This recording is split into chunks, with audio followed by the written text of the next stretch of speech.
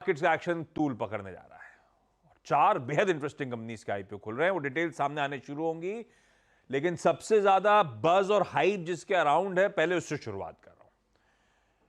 शायद इस साल का पहला मेजर आईपीओ और 2 डिकेड्स बाद टाटा ग्रुप की तरफ से कोई आईपीओ आ रहा है। 2 डिकेड इसलिए क्योंकि टीसीएस आया था 2004 में, उसके बाद से कुछ नहीं आया था। अब आया ये टाटा टेक्नोलॉजीज।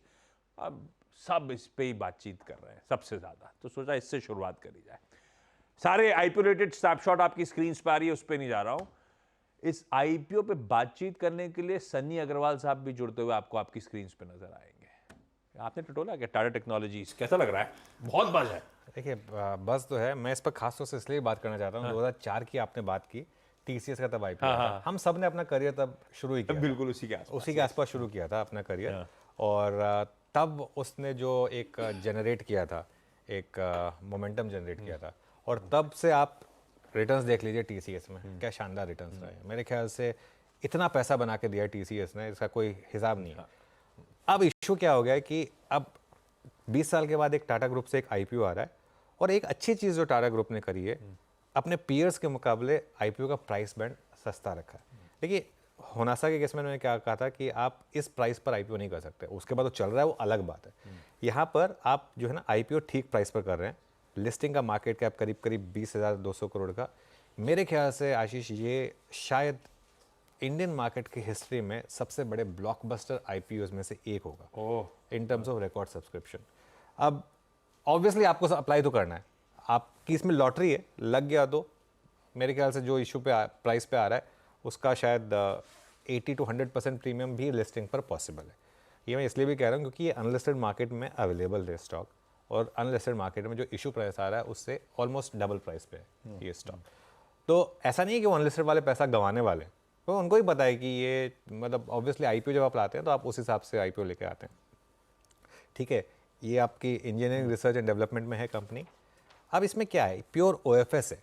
कई लोग बोलते हैं कि प्योर ओएफएस में आप क्यों पैसा लगाएं, तुम्हें टाटा मोटर्स बेच रहा है 2300 करोड़ और बाकी भी कुछ लोग बेच रहे हैं। हर ओएफएस खराब नहीं होता। डीवीएस लैब्स भी प्योर ओएफएस था, जिसमें इन्वेस्टर्स ने 4 गुना पैसा बनाया, उसके बाद जिसने आईपी उस ओएफएस में खरीदा उसने 400 गुना बनाया। ठीक है ना, तो ये जरूरी नहीं है कि हर ओएफएस आपके लिए खराब ही होता है। रिसेंटली एक एग्जांपल देता हूँ आरआर काबिल का, वहाँ से आपने आईपीओ से 75% गेन ऑलरेडी देख लिया। ठीक है, तो ठीक है, कोई दिक्कत नहीं है। रेवेन्यू देखिए आप, एफ और फाइनेंशियल्स देखिए। FY23 का रेवेन्यू 4,400 करोड़ का था। कांस्टेंट करेंसी की जो ग्रोथ है वो शानदार रही है, 45%, 24%, 28%।